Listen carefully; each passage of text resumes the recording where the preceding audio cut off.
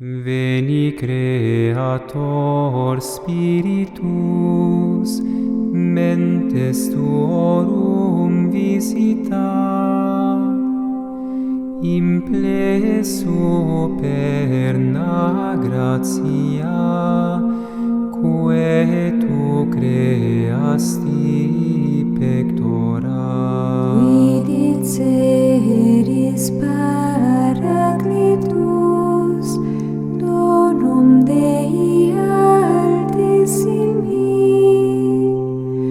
fons vivus ignis caritas, et spiritualis unctio.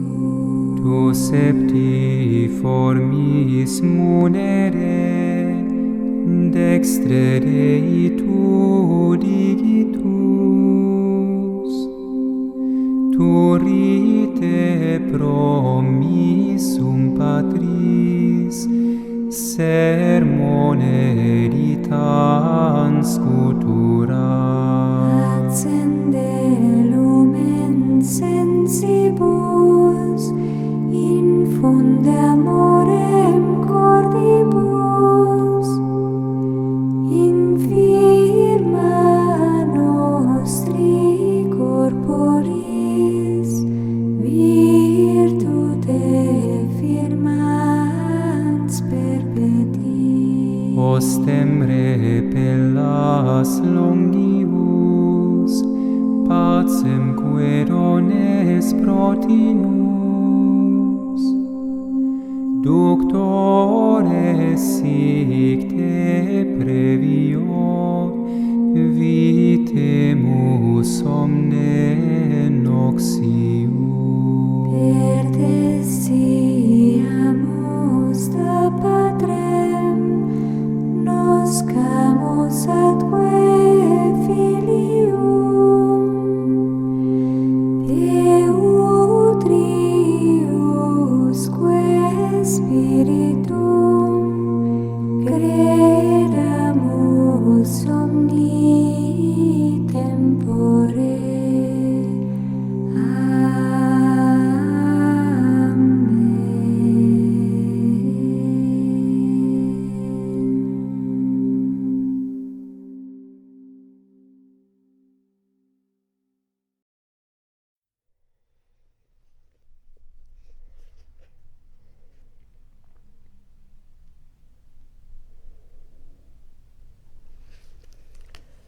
Que são estas chagas? Vida da mística cisterciense Lutigarda de Aivière, por Thomas Merton. Tradução das religiosas da Companhia da Virgem, Editora Vozes, canal Le Conde. Capítulo 9. Último capítulo. Após a morte, milagres e culto.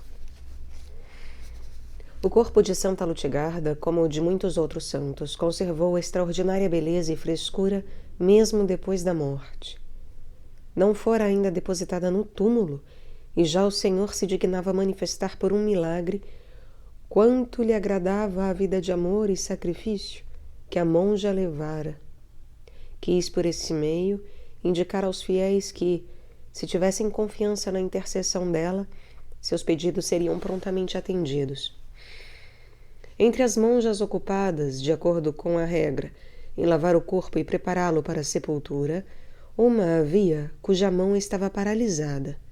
Aconteceu-lhe tocar no corpo com essa mão e, no mesmo instante, recuperou os movimentos, ficando em seguida o membro paralisado em perfeito estado. Enquanto o corpo de Lutigarda repousava no caixão aberto, exposto à veneração dos fiéis que se acotovelavam em grande número para orar junto aos restos mortais da santa, sem hesitar, aliás, em despojá-la de alguns fragmentos de suas vestes, a fim de conservá-los como relíquias, as monjas debatiam a questão do local do sepultamento. Onde deveriam sepultá-la?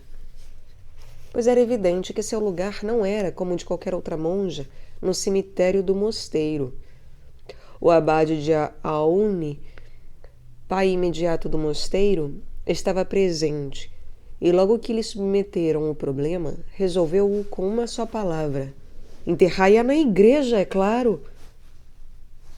De fato, em que outro lugar senão esse? Convinha, como indica Tomás de Cantipré, que as monjas e os fiéis em geral pudessem vir rogar a Deus, por intercessão de Lutgarda, na própria igreja, onde passara tantas horas em tão íntima união com Cristo, em antecipação à vida celeste de que agora gozava.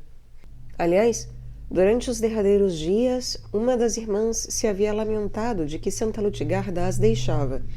A santa, porém, tinha replicado: venha ao meu túmulo, estarei tão perto de ti lá, após a minha morte, quanto estou aqui em vida.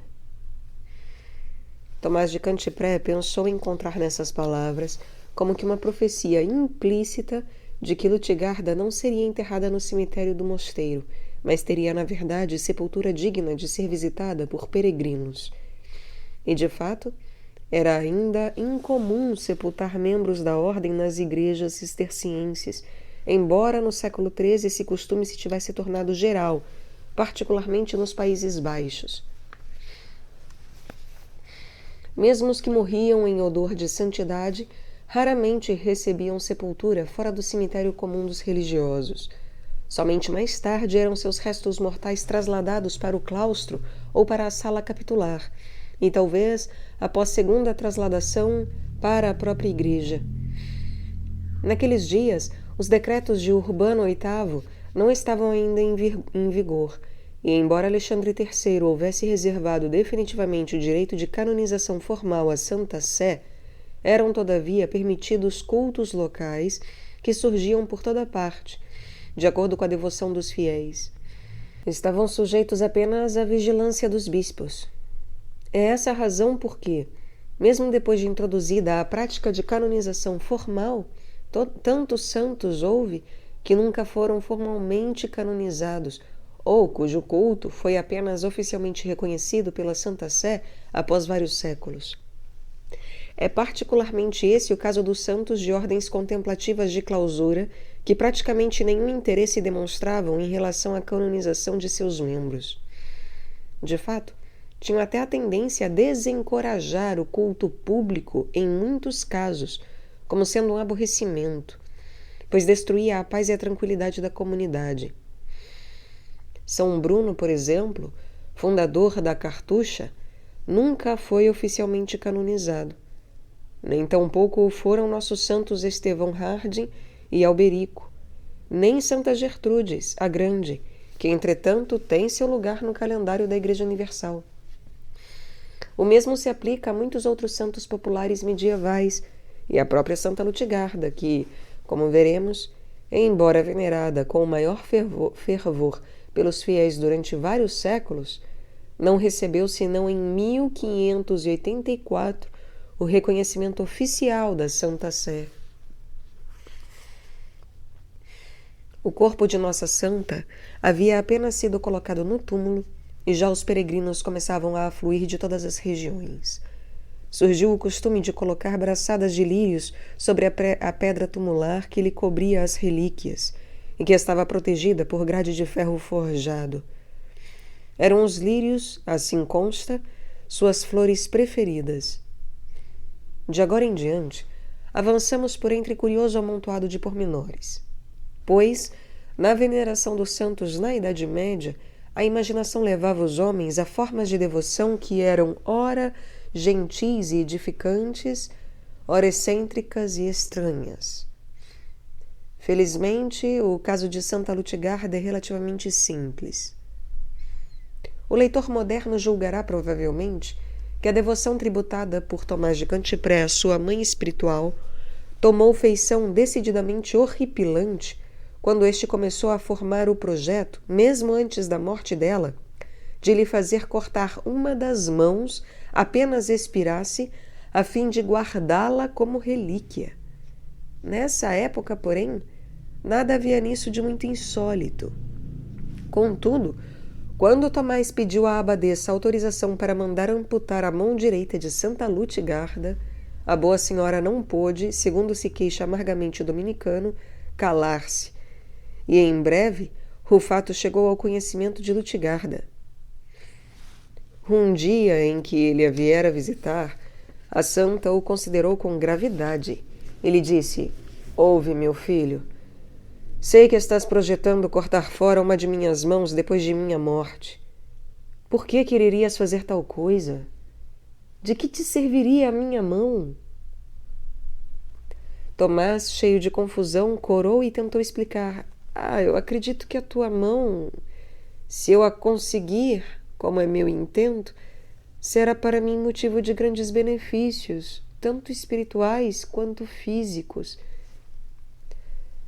Lutgarda sorriu e, levantando a mão direita, colocou o dedo anular sobre a borda da janela, através da qual conversavam no locutório, dizendo-lhe: terás que te contentar com isso, pois é só o que receberás após a minha morte.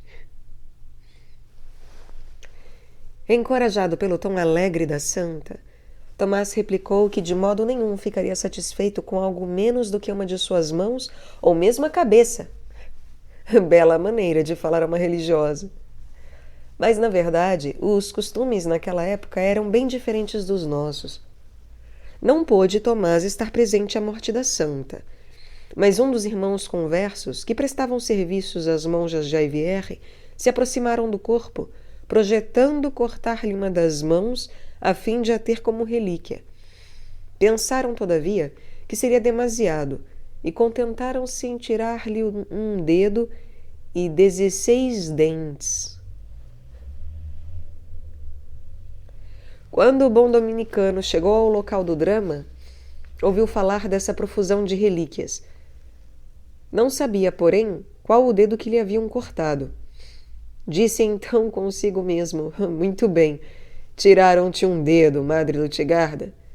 Veremos agora se és ou não profetisa. Certíssimo. Era realmente o dedo anular da mão direita. Entretanto, a abadesa, embora previamente houvesse autorizado Tomás a ficar com toda a mão, negava-lhe agora até mesmo o dedo. Ele só o conseguiu quando, voltando novamente ao assalto, prometeu escrever a vida da santa. Sendo, porém, teólogo, parece ter ele sentido a necessidade de justificar essa avidez pelas relíquias. Citou então o caso de Santa Natália, que amputara o braço do marido, Santo Adriano, após o martírio deste, e também o de Jacques de Vitre, que se apropriou de um dedo da bem-aventurada Maria Diógenes, apenas havia ela expirado. Usou-o em volta do pescoço, até que por fim o presenteou ao Papa Gregório IX para que o auxiliasse em certa aflição interior. As monjas de Jaivierre não eram tão ousadas quanto o frade dominicano. Não desmembraram o corpo de sua irmã, mas lançaram-se sobre todos os objetos por ela deixados, que lhe haviam sido concedidos para uso próprio no mosteiro. Suas vestes e tudo mais foram feitos em pedaços e distribuídos como relíquias. O véu que usara curou uma das monjas da moléstia da garganta de que sofria, e outra de fortes dores de cabeça. Uma nobre matrona da redondeza, padecendo dolorosamente num parto difícil, foi rapidamente libertada quando lhe aplicaram em volta da cintura uma corda de crina que fora usada pela santa como instrumento de penitência. Outras relíquias curaram mãos e dedos inflamados, assim como diversas feridas e moléstias. O número de milagres cresceu, entretanto, incessantemente. Muito tempo ainda depois de haver Tomás de Cantipré terminado sua curta biografia, continuava o Senhor a operá-los. Conta-nos, entretanto, Tomás, que uma de suas parentas, monja também ela, ficou curada de dores de cabeça crônicas e da alergia a lírios de que padecia ao visitar o túmulo de Santa Lutgarda. Diz mesmo que não suportava a vista dos lírios e, por causa disso, não conseguiam persuadi-la a entrar na igreja e ainda muito menos a se aproximar do túmulo. Quando sentiu o primeiro leve odor dos lírios, estacou, recusando-se a dar um passo para frente. Percebendo, todavia, que o mal-estar habitual não se manifestava naquele momento, avançou cautelosamente para dentro do edifício e, dirigindo-se em linha reta até o túmulo, aspirou deliberadamente o perfume dos lírios. Daquela hora em diante, sentiu-se curada, tanto das dores de cabeça como da alergia. É claro que uma cura dessas pode muito bem não ter sido absolutamente uma cura. Há muita dor de cabeça e muita alergia que não tem por causa uma lesão orgânica. Estão enraizadas em algum desvio neurótico, na índole do paciente. Eis, contudo, um outro caso que não é assim tão fácil de ser explicado e rejeitado como sendo puramente psicológico, embora seja a mesma monja o objeto da cura. Tendo perdido o medo dos lírios e tornando-se fervorosa adepta da santa, habituara-se essa monja a fazer frequentes visitas ao túmulo de Lutgarda em todas as horas do dia e da noite. Certa vez, na escuridão da noite, para lá se dirigiu a fim de orar, prostrando-se por terra diante da grade, como era, segundo parece, seu costume. Infelizmente, na obscuridade, aproximou-se demasiadamente da grade de ferro forjado e mergulhou literalmente a cabeça numa das pontas salientes, que lhe vazou o olho, quase o arrancando da órbita. Desta vez não se tratava de neurose ou imaginação. A dor era intolerável e tinha de manter a mão sobre o olho para impedir que caísse. Teve bastante força e presença de espírito para suplicar a Santa Lutgarda e queixar-se do mal que lhe sucedera ao vir pedir-lhe favores. Saiu em seguida da igreja, às apalpadelas, dirigindo-se à enfermaria. No entanto, assegura Tomás, 1 hora mais tarde, o ferimento estava inteiramente sanado. Santa Lutgarda, entretanto, não se contentava apenas em atender às orações que lhe dirigiam. Pouco depois de suas exéquias, revestida de grande glória, apareceu a Elizabeth de Vans, que estava em oração. A primeira pergunta que lhe fez Elizabeth foi se havia passado muito tempo no purgatório. Pergunta ao mesmo tempo muito prática e muito feminina. Não, respondeu-lhe Lutgarda. Não só entrei diretamente no céu sem ir ao purgatório, mas ao passar por aquele lugar de expiação, tive tanta compaixão das pobres almas que ali se encontravam, que lhes dei uma bênção. Pela misericórdia de Deus, muitas delas foram então libertadas e me acompanharam ao paraíso. Enquanto Elizabeth refletia nestas palavras, viu a santa voltar-se para uma jovem monja de nome Matilde e dizer-lhe: "Vem comigo." Foi Elizabeth, segundo parece, a única a ver e a ouvir o que se passava. Mas pensou imediatamente que a santa chamava a jovem monja ao céu. "Ah!" exclamou então Elizabeth. "Peço-te que me deixes ir também contigo, mãe." "Não podes seguir-me ainda," replicou-lhe Lutgarda. "Mas no momento devido o farás. És minha filha, e virás reunir-te à tua mãe." Dentro de 9 dias, Matilde morreu. Não sabemos com exatidão em que momento a bem-aventurada Elizabeth partiu para o céu. Conforme a data em que foi fixada a sua morte, esta teria sucedido 4 anos mais tarde, em 1250. Outra visão muito mais interessante e revestida de certo mistério ocorreu na ocasião em que o mosteiro se viu assolado pela peste. Esta calamidade abateu-se sobre Evierre pouco depois da morte da santa.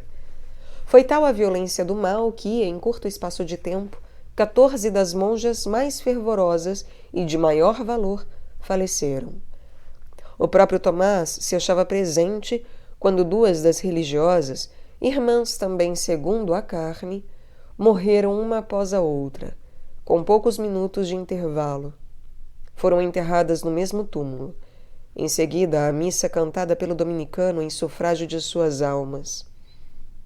Em meio a esse terrível infortúnio, lembraram-se as monjas de que Lutgarda havia reprovado as que recitavam o ofício divino sem o devido cuidado e reverência na capela da enfermaria. Havia-lhes prevenido que, se não se emendassem, o mosteiro todo teria que pagar por essa negligência. Imediatamente começaram as culpadas a se aplicar com renovado zelo à recitação das horas canônicas. E logo que corrigiram seu proceder, cessou a peste. Ora, na época em que graçava o flagelo, certa monja de Aivière teve uma visão, ou mais provavelmente um sonho. Viu diversos homens que investiam contra a igreja do mosteiro arrombarem-lhe a porta e invadirem o recinto sagrado. Eram muito numerosos e ninguém os podia reter, até que Santa Lutgarda, saindo do túmulo, repeliu-os, tocando para fora diante de si e purificando assim o lugar sagrado de todos os que manchavam com a sua presença. Tomás de Cantipré, escrevendo 2 anos depois do sonho da monja, acreditou estar este relacionado com a cessação da peste. Mas ousamos avançar aqui outra explicação. A história ulterior do mosteiro de Aivière contém em si muito que confirma este sonho da monja do século XIII. Durante os 200 anos que seguiram a morte de Santa Lutgarda, embora a regularidade da comunidade declinasse gradual e lentamente, chegando a se relaxar, o curso dos acontecimentos foi, no entanto, bastante tranquilo. A maior provação que o mosteiro teve de sofrer foi o peso das taxas, que, no século XIV, lhe foram impostas pelos príncipes governantes para custear as suas intermináveis guerras. Mas, quando a fraca e mal equilibrada estrutura medieval acabou por desmoronar por causa da mediocridade de tantos dentre os fiéis, e quando as guerras de religião começaram a devastar toda a Europa, Aivière teve, em verdade, que sofrer. A narrativa de uma testemunha ocular, provavelmente algum monge ou monja cisterciense, conta-nos o ocorrido em 1567 e 1568. Na noite de 18 de março de 1567, o sonho da monja do século XIII, de fato, se realizou. Repousavam as monjas no dormitório.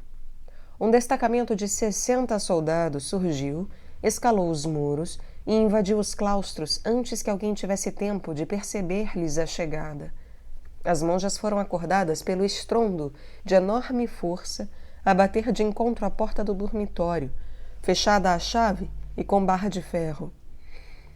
O barulho da madeira quebrada, o estampido dos pés dos soldados na escada, seus gritos e blasfêmias, encheram de terror as monjas. Precipitando-se em direção à igreja pela escada, do lado oposto do dormitório, que dava para o coro, lançaram-se de joelhos em oração diante do altar da Virgem Santíssima. O mundo, porém, tinha necessidade de vítimas. Vários séculos havia de crescente imoralidade, avareza e infidelidade a serem expiados.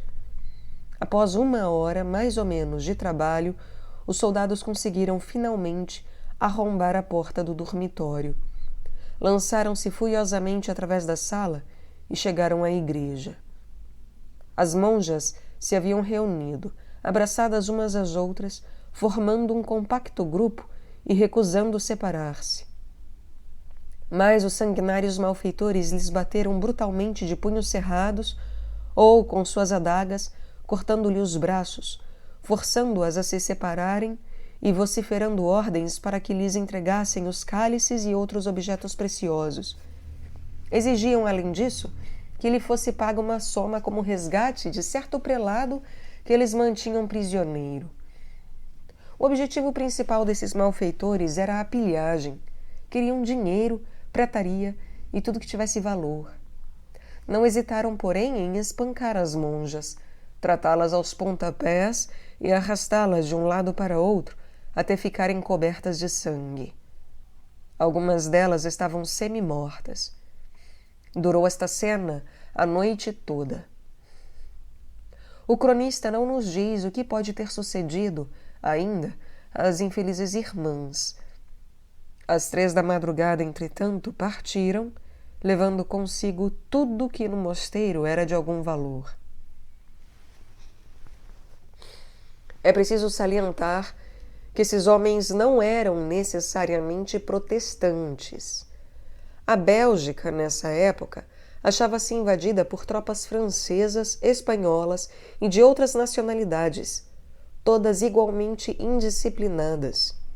Tudo o que se pode dizer é que os soldados de países católicos se interessavam sobretudo pelo lucro da pilhagem, enquanto os protestantes, embora não menos interessados no ouro, na prata e nos finos linhos que os mosteiros e as comunidades possuíam, estavam igualmente determinados a exterminar as monjas, profanar os santuários e destruir as imagens.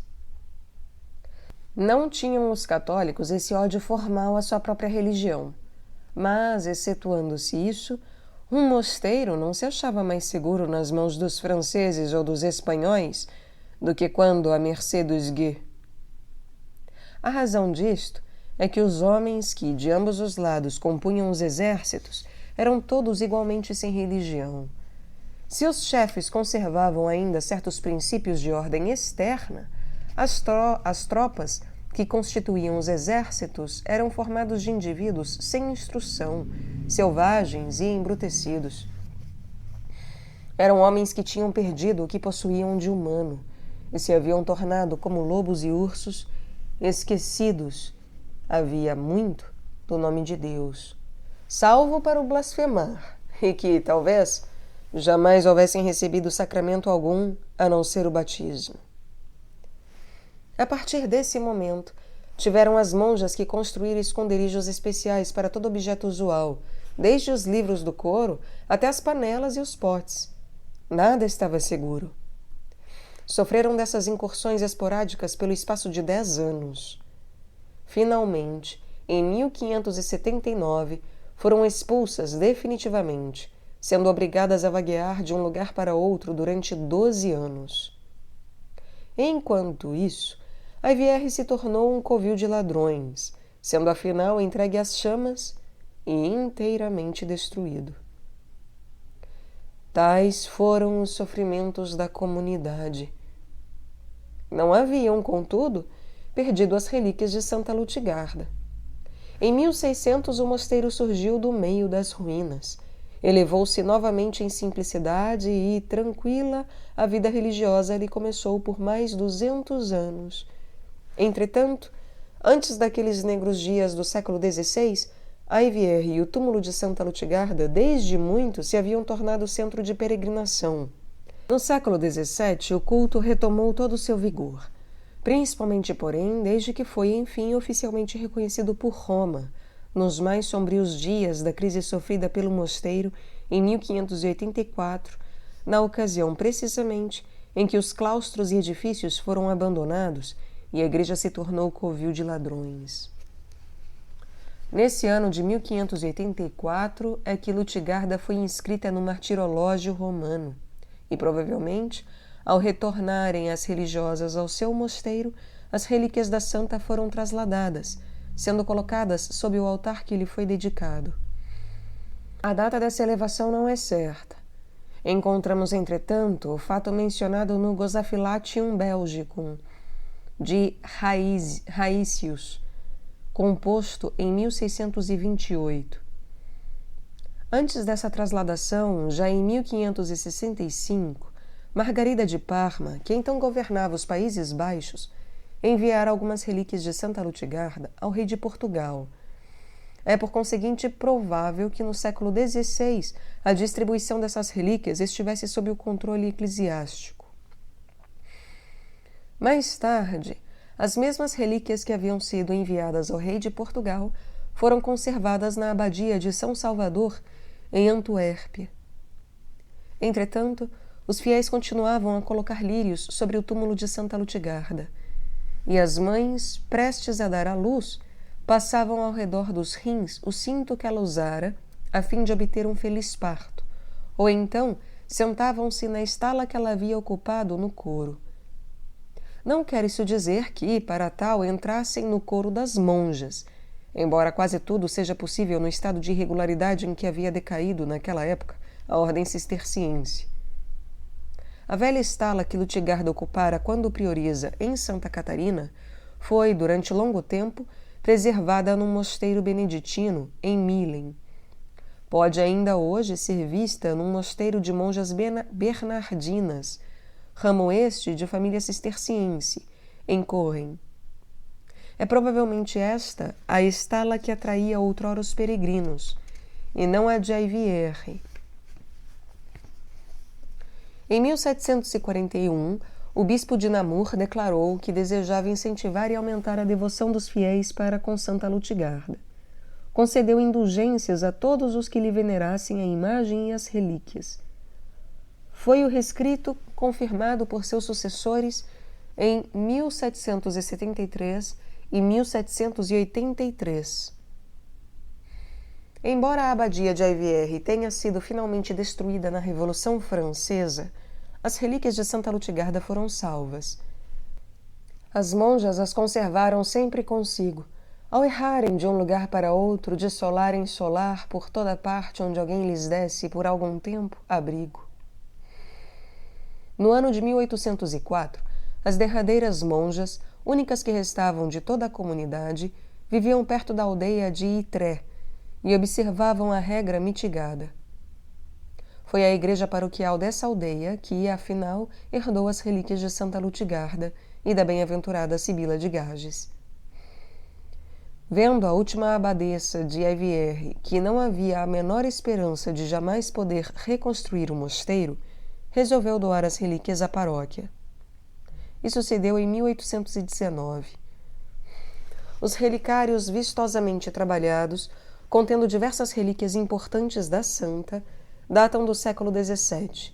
Dão testemunho do vigor do culto prestado em sua honra na ocasião do retorno das monjas ao mosteiro restaurado após as guerras de religião. Mas a veneração dos fiéis para com Santa Lutgarda não desapareceu com a destruição de Aivière.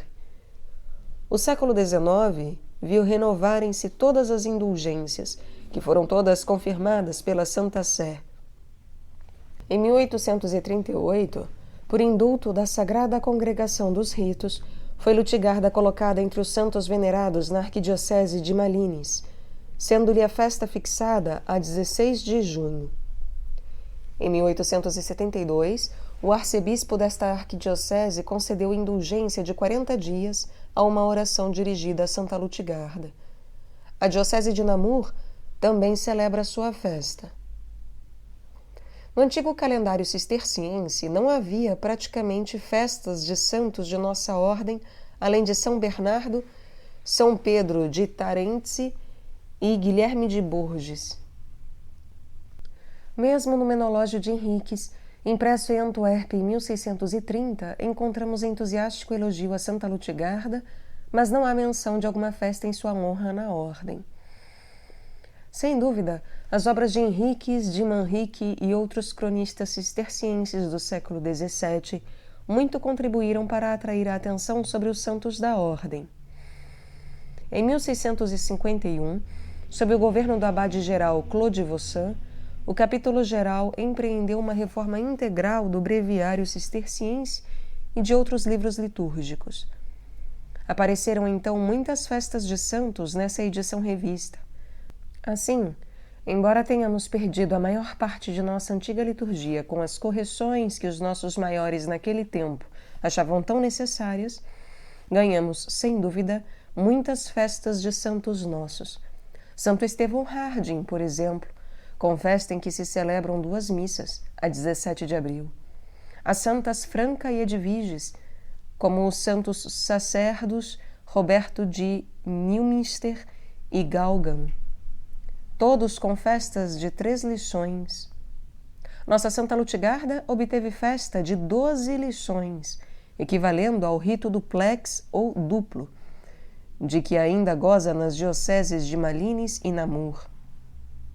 Seu ofício, incluindo-se a coleta, foi tirado na íntegra do comum das virgens, excetuando-se as lições próprias do segundo noturno, que dá um breve resumo de sua vida, seguindo a narrativa de Tomás de Cantipré. Nas várias reformas efetuadas no breviário desde então, não foi Santa Lutgarda tão feliz quanto alguns outros de nossos santos. Santo Estevão Harding possui atualmente lugar devido em nosso santoral, com festa maior, sermão e oitava. Foram igualmente introduzidos no calendário muitos santos novos, seja com uma festa, seja em comemoração. Entre esses, cujo rito foi reduzido, está Santa Lutgarda. Sua festa foi reduzida ao rito de 3 lições, o que equivale ao semiduplex do breviário romano. Nas ladainhas dos santos, cantamos sempre o seu nome. Está sendo projetada atualmente uma série de modificações no breviário cisterciense. Podemos esperar que Santa Lutgarda não será esquecida, pois afinal, os cistercienses de nossos dias muito têm a ganhar pela contemplação dessa vida de sacrifício e amor. O exemplo de Santa Lutgarda recompensará amplamente nossa meditação, sejamos nós monges ou religiosas, sacerdotes, seminaristas ou cristãos vivendo no mundo, mesmo se casados. Há nessa vida uma lição que o Sagrado Coração de Jesus deseja ardentemente nos ver aprender. Quem quer que sejamos, seja qual for nosso estado de vida, somos chamados à glória e à liberdade dos filhos de Deus. Nossa vocação é a união com Cristo. Somos com Ele co-herdeiros de sua glória divina. Partilhamos com Ele de sua filiação divina. Se o Senhor Jesus suscitou na Igreja santos como Lutgarda, foi sempre com um fim em vista: relembrar aos homens a sua vocação gloriosa, inspirar-lhes coragem e amor para abandonar a sombra da felicidade mundana e abraçar a cruz, e, seguindo-o, encontrar a paz verdadeira e verdadeira alegria do coração.